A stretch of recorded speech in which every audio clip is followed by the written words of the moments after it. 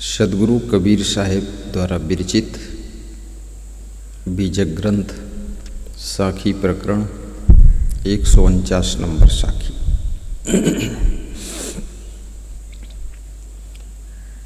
सदगुरु कबीर साहिब से किसी भक्त ने प्रश्न पूछा है कि वे कौन कौन से लोग हैं जो माया के बस में पड़े हुए हैं और विख्यात भी हैं, कैसे फंस गए। माया केरी बसी परे ब्रह्मा विष्णु महेश, नारद शारद सनक सनंदन गौरी पुत्र गणेश।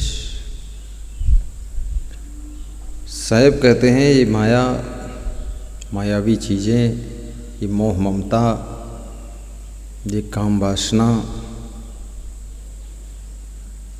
इसका ऐसा जाल है। आप अहंकार मत कीजिए, सावधान रहिए। ब्रह्मा विष्णु शंकर जी, नारद जी, शारदा यानी सरस्वती जी, सनक सनंदन संत कुमार, गौरी पूत गणेश और पार्वती के पुत्र जो गणेश जी थे, सब माया के वश में आ गए। माया ने सबको पराधीन बना लिया। तो साहेब ये समझाते हैं, जो असावधानी करेगा, कोई साधु संत हो या गृहस्थ हो, असावधान हुए कि आप माया के जाल में फंस जाओगे। और माया का जाल काम वासना का नियंत्रण से बाहर होना। सद्गृहस्थ व्यक्ति एक पत्नी व्रत एक पति व्रत का पालन करता है। मंगलवार गुरुवार को विशेष संबंध नहीं करता है। किसी त्योहार को पति पत्नी संसर्ग नहीं करते हैं, वो व्रत रहते हैं। और दूसरे की स्त्री से, दूसरे की पुरुष से शारीरिक संबंध नहीं बनाते हैं, व्यभिचार नहीं करते हैं, सत्संग खूब सुनते रहते हैं, उनका विवेक जागृत हो जाता है, अपने को कंट्रोल करने की क्षमता भी उनमें आ जाती है और धीरे धीरे वे लोग महान पद को प्राप्त करते हैं। जो साधु संत हैं, साधु संत जो सावधान है, तो पहली बात वे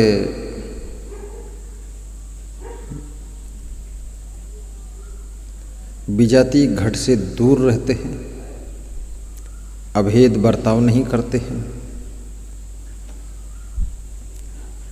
माताओं बहनों के साथ में सट करके कंधे में कंधा मिलाकर मिलजुल कर काम नहीं करते हैं, उनको छूते भी नहीं हैं और उनसे दूरी बना करके अपना कार्य करते हैं। नई लड़कियों से बात भी नहीं करते हैं, दूर से बस आशीर्वाद कृपा दृष्टि। कहीं कुटिया में बिठाकर, कमरे में बिठाकर किसी को ना आशीर्वाद देते हैं, ना मंत्र देते हैं, ना उसका कुछ करते हैं। ये सब नाटक नहीं करते। वे महान पुरुष, संत पुरुष बहुत सावधान होते हैं और कभी भी उनका पतन नहीं होता है, व्यभिचार में नहीं फंसते हैं, किसी औरत में आकर्षित नहीं होते हैं, सभी माताओं बहनों के कल्याण की बात करते हैं। कितने साधु संतों में भी देश स्वतंत्र है, लोग भी स्वतंत्र हैं, अपने मत पंथ का कोई नियम पालन ही नहीं करते हैं। बहुत कुकर्म, मनमानी स्त्रियों को लेकर मेला घुमा रहे हैं, साधु बने हैं, मोटरसाइकिल पर बिठाकर उनको मायके लिए जा रहे हैं। ये सब काम वही करते हैं बाबा जी। घर के लोग भी सोचते हैं हम अपना खेती बाड़ी कर रहे हैं और महात्मा जी सहयोग दे रहे हैं। अरे सहयोग नहीं, ये महात्मा तुम्हारे घर में व्यभिचार करे। कितने महात्मा ऐसे हैं जो कि किसी गृहस्थ के घर में शादी विवाह का भी सामान खरीदने जाते हैं और घर की पूरी मार्केटिंग वही करते हैं। पूरा सब ब्लाउज, लहंगा, धोती, साड़ी खरीदा करते हैं और स्त्रियों को ले जा करके दुकानों पर बैठ करके जो लेना है ले लो। असली पति वही बने। इतने मूर्ख लोग हैं। यही सब करना था। घर परिवार छोड़ने से क्या मतलब निकला। अब घर परिवार भी छोड़ा है, अब गलत काम कर रहे हो, समाज पर इसका गलत असर पड़ रहा है। आखिर साधु संत इस तरह के आचरण करेगा, व्यभिचार करेगा, औरतों को लेकर घूमेगा, तो समाज साधुओं का सम्मान क्यों करेगा, क्यों आदर करेगा, क्यों सेवा करेगा। लोग कितनी कठिन मेहनत से धन कमाते हैं, अन्न कमाते हैं, दूध कमाते हैं। उस संत को प्रेम से दूध पिला देते हैं, भोजन खिला देते हैं और संत को दक्षिणा धन देते हैं। इसीलिए देते हैं कि तुम सांड बनकर घूमो, बदतमीजी करो। कृपया अपना सुधार कीजिए, मूर्खता छोड़िए। तो ये माया का ही प्रभाव है। यदि आप मोबाइल में, फेसबुक में, व्हाट्सएप में गंदी गंदी बातें करते हैं, गंदे दृश्यों को देखते हैं, यूट्यूब में फिल्म देखते हैं, मूवी देखते हैं, समझ लो तुम्हारा मानसिक भ्रष्ट है। तुम कमरा बंद करके अंदर मोबाइल खोलकर अपने खोपड़ी में गोबर भर रहे हो। तुम गृहस्थ हो चाहे विरक्त हो। और माँ बाप को अपनी लड़कियों को कंट्रोल भी रखना चाहिए, लड़कों को भी कंट्रोल रखना चाहिए। जिसमें कंट्रोल करने की क्षमता नहीं है वो कृपया बच्चों को जन्म भी मत दे और खुद भी शादी मत करो और साधु मत बनो। ऐसे रहो, फोकट में घूमो जाकर के, नालायक आदमी।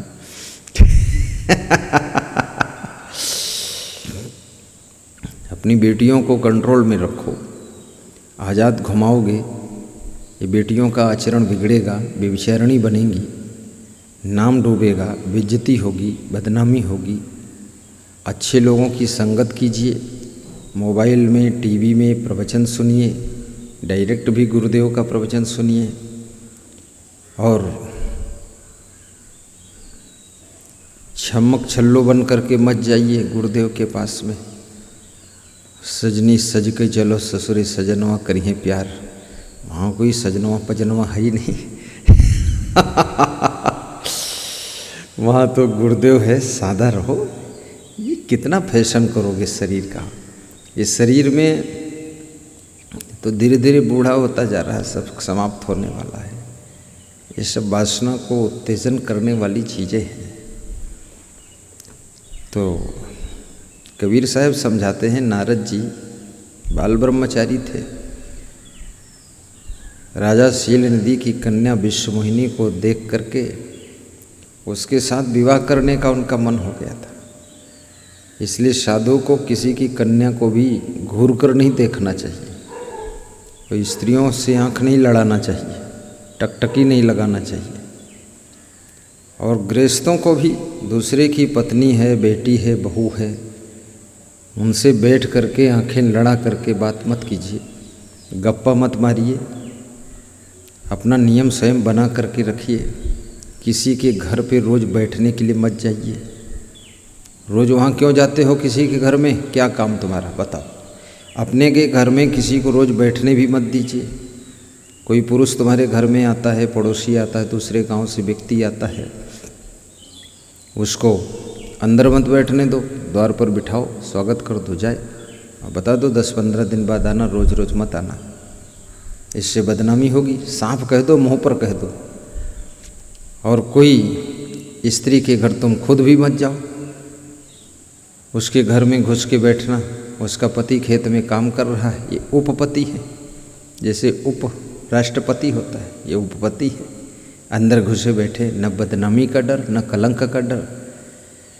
अब इनकी खुद की पत्नी घर में रो रही है, वो दुखी हो रही है, बाप रो रहा है, माँ रो रही है कि हमारा बेटा जो है न जाने किसके साथ लेटा है। हमारा पति नाम का मेरा पति है, दूसरे के काम का पति है, पैसा सब वहाँ दे देता है। अभी आज कोई सुबह कहानी सुना रहा था कि कोई बाप आया था, वो बता रहा था हमारा लड़का हद से ज़्यादा बिगड़ गया है, दूसरे की स्त्री के पास जाता है, रुपया सब वहाँ दे देता है, घर कंगाल हो गया है, अपनी पत्नी को पीटता भी है, घर में खुराफात मचाता, दारू पीता है। तो ये सब कुकर्म छोड़ो, नशा व्यसन भी मत करो।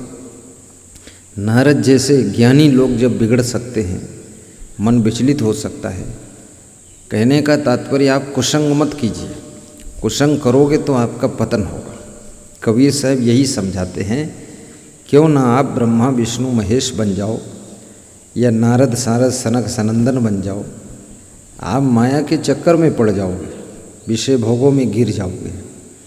या तो सदगृहस्थ बन कर के रहो और या तो संत बनकर रहो, दो ही रास्ता है। ये भ्रष्ट बनकर मत रहो, वेश्या मत बनो, ये बेविचारी मत बनो।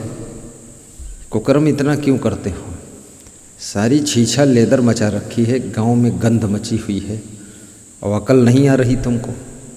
ये शंड मुशंडे लोगों को घर में घुसने क्यों देते हो? और स्त्रियों को भी कंट्रोल खुद को रखना चाहिए। स्त्रियां, लड़कियां, तुम यही सब कुकर्म करने के लिए कोई कुतिया थोड़े हो। तुम देवी स्वरूपा हो, नारी के रूप में नारायणी हो, लक्ष्मी हो, रंभा हो। तुम्हारे द्वारा पूरी सृष्टि का लालन पालन होता है, जन्म होता है। तुम कोई साधारण नारी हो। ये वेश्यावृत्ति मत कीजिए, अपने अंगों को ढांक कर भी रखिए।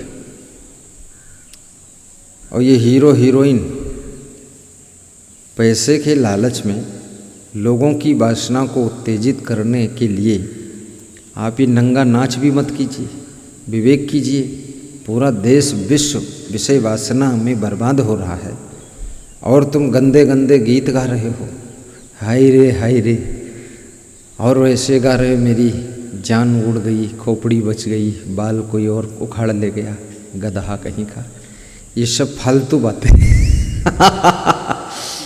इस तरह से कमर हिलाना, अस्तन खोलना, आधे खोल देना और ये सब दिखाना दूसरों को, ये नौटंकीबाजी बंद करो। भ्रष्टाचार, चरित्रहीन लोग पैदा होंगे और ये चरित्रहीनता बढ़ेगी, वो देश, वो समाज सुख शांति को प्राप्त नहीं कर सकता है। आज सबसे ज़्यादा अगर अशांति कोई है, पाश्चात्य देश बहुत अशांत है, क्योंकि वहाँ विषय भोगों की छूट है नहीं, लोगों ने ज़बरदस्ती छूट बनाई है। छूट वूट कुछ नहीं, कहीं भी सब जगह मर्यादाएं रहती हैं, लेकिन लोग इतने चंचल हैं कि सब नियम मर्यादा ताक पर रख करके कुकर्म में लगे हुए हैं।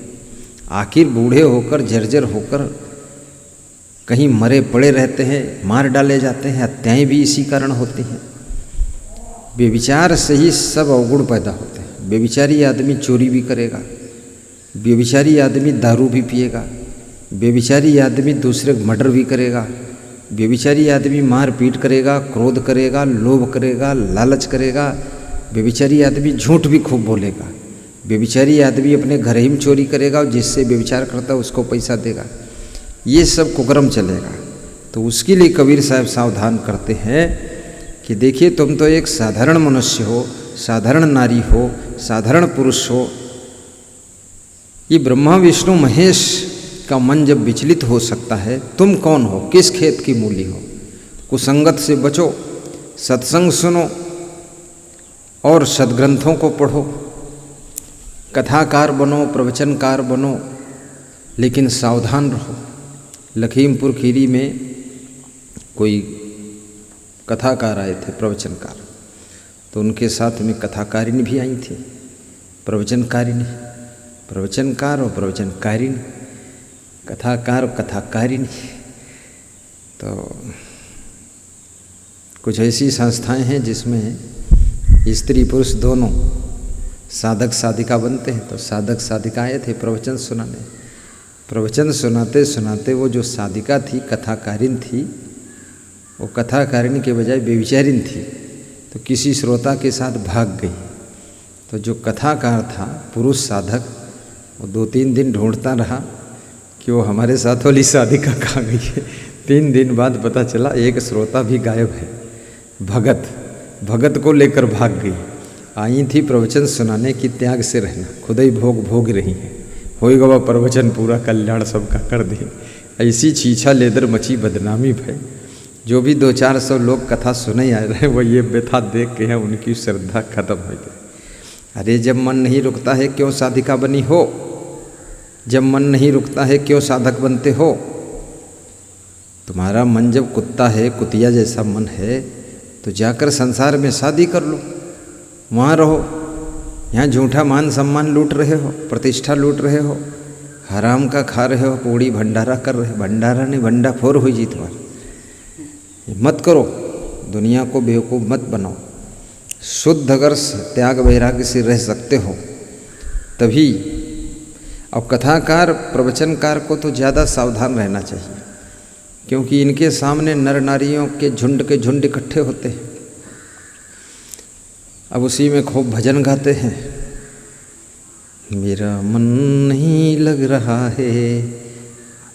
अब इसका अर्थ वो औरतें जो है गलत ले लेती, पुरुष भी गलत अर्थ ले लेते हैं, सबके अंदर वासना झंकृत हो जाती है। अब पूरा पतन कितने कथाकारों का पतन हुआ, कितने प्रवचनकारों का पतन हुआ, जो दुनिया को सुधारने काम कर रहे थे। पत्रकार कहते थे ऐसा सच जो कान खोल दे, और उनका ऐसा सच निकला जो नाक खोल दिया। नाक भी खुल गई, कान भी खुल गए। बेविचारी पत्रकार। कितने पुलिस वाले अपराधियों को पकड़ते हैं और स्वयं बेविचार में डूबे अपराध करते, खूब दारू पीते। ये क्या कर रहे हो तुम? तुम्हारा घर बर्बाद नहीं होगा, तुम्हारी पत्नी दुखी नहीं होगी, कुकर्म करते घूम रहे हो। कितने अफसर जज लोग फैसला बहुत अच्छा देते हैं, लोग कहते बड़ा टाइट जज है। ऐसा टाइट है कि पैंट खोले पड़ा है, न जाने कितना बेविचारी नालायक है। तो ये काहे का जज है?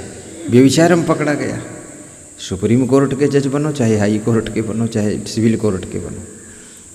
वकील बड़ी वकालत करते हैं लेकिन घुटने टेक देते हैं, भ्रष्ट हो गए, चरित्र गिर गया। तुम वकील बनो, जज बनो, एसपी बनो, पुलिस अफसर बनो, या नेता बनो, मिनिस्टर बनो, prime minister, CM, PM, DM, कुछ भी बनो, साधु बनो, लेकिन चरित्र को तो शुद्ध रखो, आचरण को सुधारो, संयम नियम से रहो। फिर देखो कितना सुख मिलेगा, कितनी शांति मिलेगी, कितना तुम्हारा कल्याण होगा। कुसंगत मत करो। वैराग्य तो गृहस्थ के लिए भी जरूरी है। गृहस्थ आदमी के लिए विशेष वैराग्य जरूरी, क्योंकि वो ज़्यादा कुसंग में रहता है। कितने लोग घर में बर्तन मांजने वाली माताएं बहनें आती, बेचारी गरीब हैं, नौकरी करती हैं, बर्तन मांजने आती हैं, उनके साथ घर मालिक व्यभिचार कर रहे, कुकर्म फैला रहे।